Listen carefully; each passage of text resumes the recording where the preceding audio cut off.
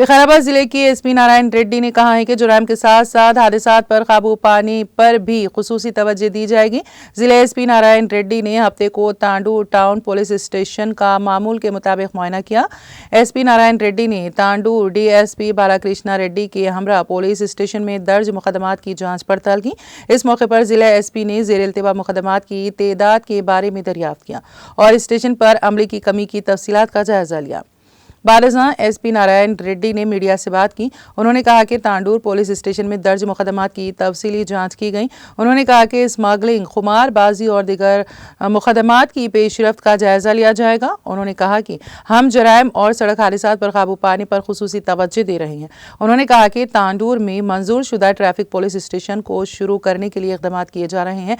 जल्द ही जगह की निशानदही करके टेंडर्स तलब किए जाएंगे।